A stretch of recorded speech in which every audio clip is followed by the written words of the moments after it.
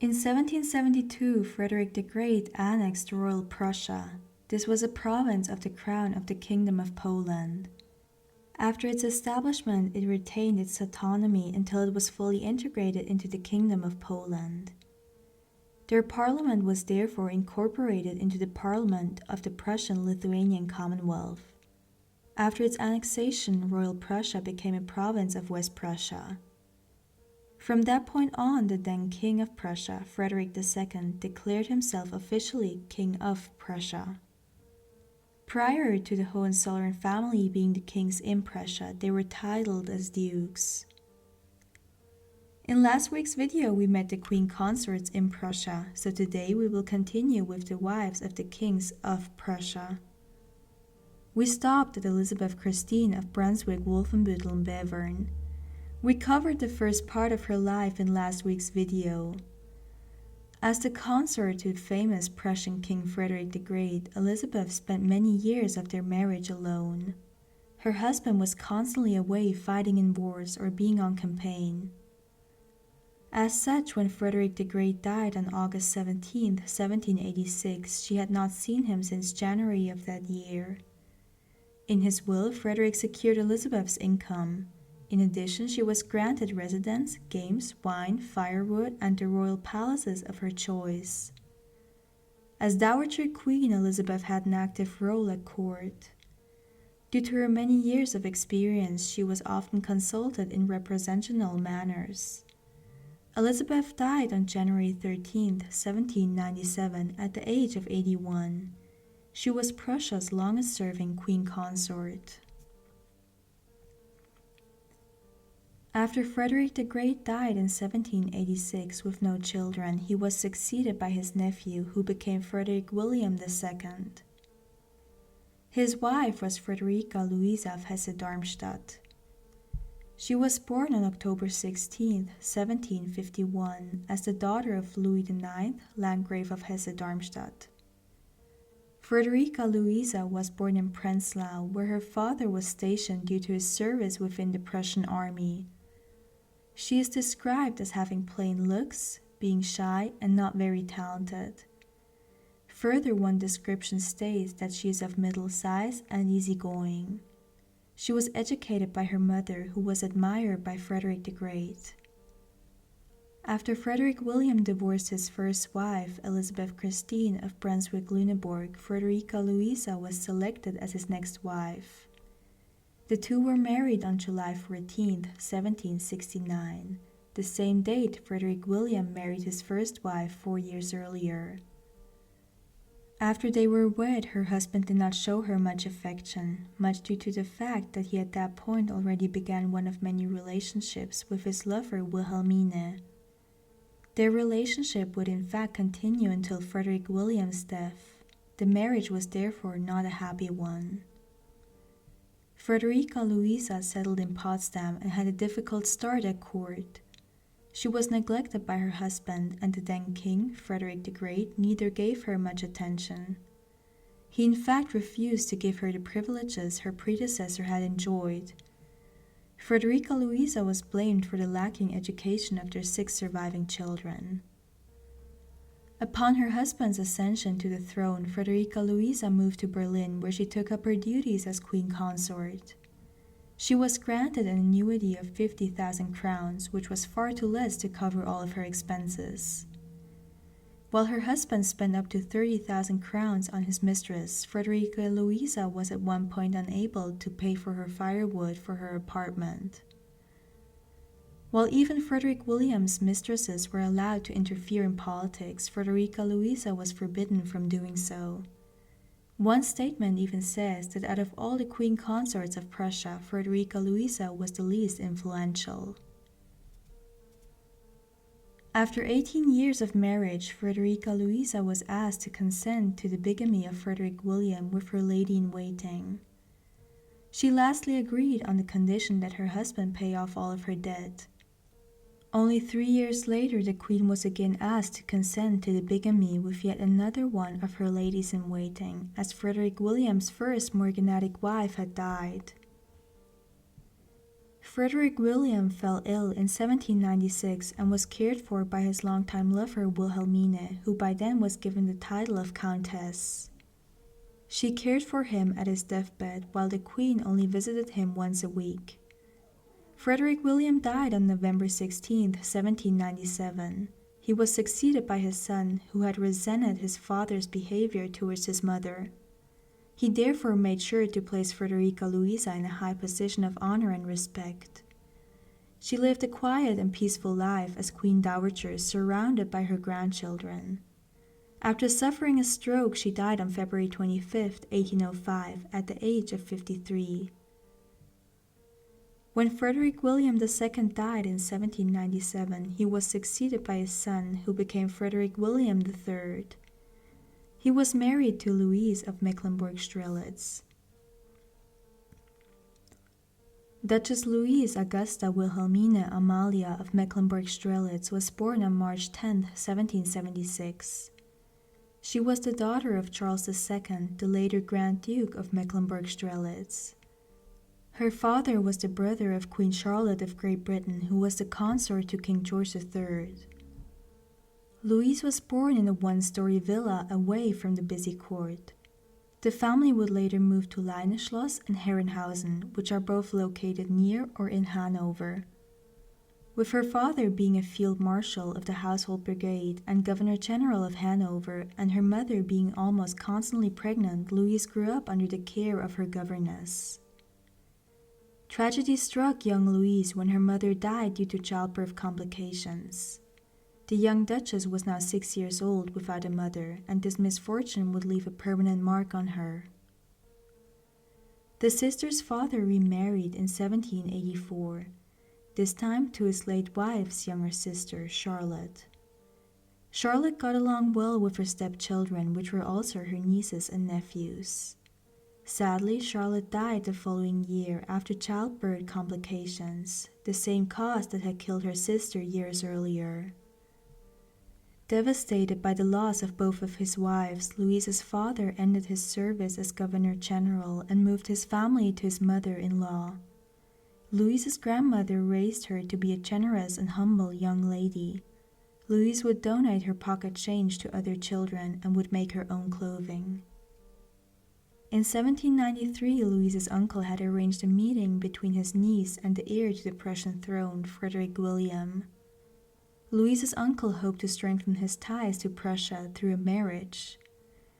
Louise was by now 17 and had turned into a beautiful young woman, and so it is no surprise that Frederick William immediately chose her as his future wife. Louise and Frederick William got married that same year. The couple complemented each other, and Louise saw it as her duty to support Frederick William in all of his pursuits. Their marriage was happy, sharing many interests, and so Louise got pregnant shortly after the wedding. She sadly gave birth to a stillborn daughter in 1794. After the loss, 9 healthy children followed. In 1797, Louise's husband ascended to the Prussian throne, making her Queen Consort of Prussia. As popular as none of her predecessors have ever been, Louise was loved by the people and became a fashion icon in her time. During a time in which women were still suppressed, Louise rose to be a powerful figure within the government. Louise made sure to always be informed about the newest developments in Prussia and abroad, and her husband would always turn to her for advice. During the early days of the conflict between the First French Republic and the other European powers, Frederick William tried to remain neutral. The king was a shy and indecisive ruler who wanted to prevent war at all costs, which resulted in Prussia not entering the coalition wars until 1806. After years of being under pressure due to the ongoing war in Europe and the French violating earlier terms, Louise and other ministers pressured Frederick to declare war on the French. Prussia was humiliated at the Battle of Jena-Auerstedt, with Louise and Frederick witnessing the disaster firsthand as they traveled to the front. After the catastrophic defeat, Napoleon occupied Berlin, forcing the royal family to flee to Memel. After the War of the Fourth Coalition ended in 1807, the peace negotiations began. Frederick William begged Louise to join him at Tilsit, where the powers met with Napoleon. Louise agreed to negotiate personally with the emperor for better terms despite being pregnant. In a private conversation between Louise and Napoleon, she threw herself to his feet in hopes for better terms. Napoleon was impressed by Louise and even remarked that she was the only real man in Prussia, but nevertheless chose not to grant her wish. For her commitment to her country, Louise was praised by her people. By the end of 1809, Louise was in poor health and had lost her optimism. People remarked that Louise had lost the spark in her eyes. On July 19, 1810, Louise died at the young age of 34 in the arms of her beloved husband. Years earlier, Louise had surgery for goiter, which is a swelling in the neck. The surgery, however, failed and Louise was left with an open sore. The queen had covered the scar with a scarf the last few years, and it's likely that she died from that.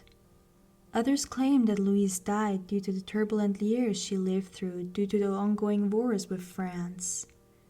Upon hearing of Queen Louise's death, Napoleon remarked that Frederick William had lost his best minister. When Frederick William III died in 1840, he was succeeded by his son, who became Frederick William IV. His wife was Elizabeth Ludovica of Bavaria.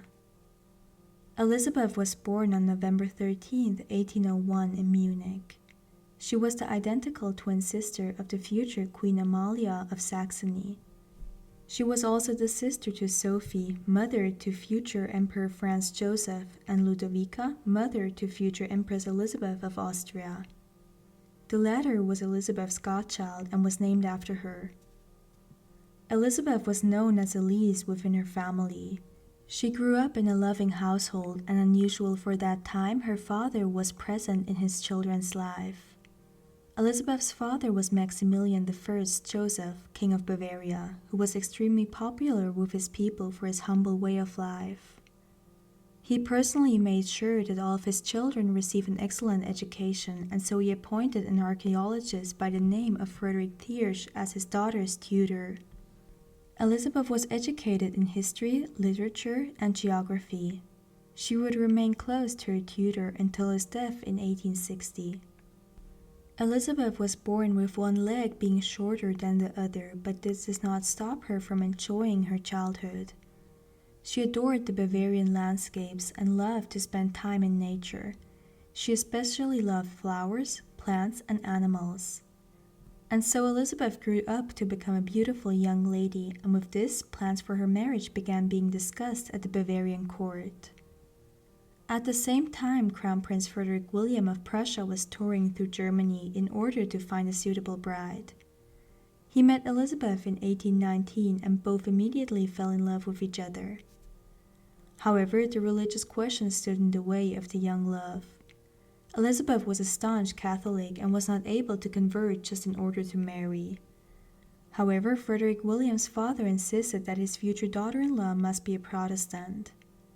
The Crown Prince, however, had already made up his mind and was sure he would only marry Elizabeth. And so both courts began to find a solution for this problem. It would take 4 years until both sides agreed that Elizabeth would be given time after her wedding to study the Protestant faith and then eventually convert. And so on November 29, 1823, Elizabeth was married to Crown Prince Frederick William. They turned out to be an absolute love match, and this would remain this way during their almost 40-year-long marriage. Both Elizabeth and Frederick William shared much in common, especially their interest in art. After their wedding, the couple settled in the apartments in Berlin, which used to belong to Frederick the Great. Elizabeth became pregnant in 1828 but suffered a miscarriage. From then on, she was not able to get pregnant again. On June 7, 1840, her father-in-law died and her husband became Frederick William IV. Elizabeth, now Queen Consort of Prussia, played an active role in Prussian politics. She made sure that the relationship between Prussia and Austria remained friendly. However, she never gained the favor of her people as she frequently cancelled her public duties. From the late 1850 onwards, Frederick William suffered several strokes. Elizabeth personally cared for her beloved husband during his last years. The king died on January 2nd, 1861. Elizabeth was heartbroken and wrote in her diary, "I only lived for him." She was well aware that from now on until her death, a lonely time would follow. In the 13 remaining years until her own death in 1873, Elizabeth lived a withdrawn life at the court in Berlin, fallen into oblivion. When her health allowed her to travel, she would visit her sisters Amalia and Maria. She died on one such visit to her sister Amalia on December 14, 1873, after she got sick with pneumonia. Frederick William IV was succeeded by his brother, who became Wilhelm I. Wilhelm was married to Augusta of Saxe-Weimar-Eisenach. Augusta was born on September 30, 1811, as the third child of her parents. Her father was Charles Frederick, the Grand Duke of Saxe-Weimar-Eisenach, and her mother was Grand Duchess Maria Pavlovna of Russia. Through her mother, she therefore was a niece to Russian Tsar Alexander I and Nicholas I. Augusta grew up under the care of her German nanny. She would go on to learn English, French, Russian, and Latin. In addition, the young princess was educated in math, geography, religion, history, dance, painting, writing, and music. Augusta's mother, Grand Duchess Maria, was keen on marrying her two daughters to Prussian princes. She managed Augusta to marry Frederick William III's second son named Wilhelm. Augusta met him in 1826 when he was 29 and she was only 15. The wedding of Augusta and Wilhelm followed on June 11, 1829. At that time, Augusta was only 17. The first few weeks of their marriage were harmonious, but Augusta noticed that her husband was perhaps still in love with his first love, Eliza Radziwill. Soon the court life in Prussia became boring for the young princess. Augusta was especially interested in politics and had liberal views, which quickly made her unpopular at the strict and conservative Prussian court. 3 years after their wedding, Augusta gave birth to their first child, Frederick. Augusta took great interest in Frederick's education and made sure to pass on her liberal views to her son. It would take 7 more years until the princess gave birth to her second child, Louise. Augusta was pregnant 2 more times in 1842 and 1843, but lost both babies during pregnancy. In the fall of 1858, Augusta's brother-in-law had a series of strokes and was unable to rule. Her husband Wilhelm therefore took over regency. 3 years later, in 1861, Wilhelm became King of Prussia with Augusta as his consort. The next years were marked by wars fought by Prussia against Austria and France. Eventually, in 1871, Wilhelm and Augusta became the first German emperor and empress. Tune into next week's video to learn about Augusta's life as empress and to meet the next 2 German empresses.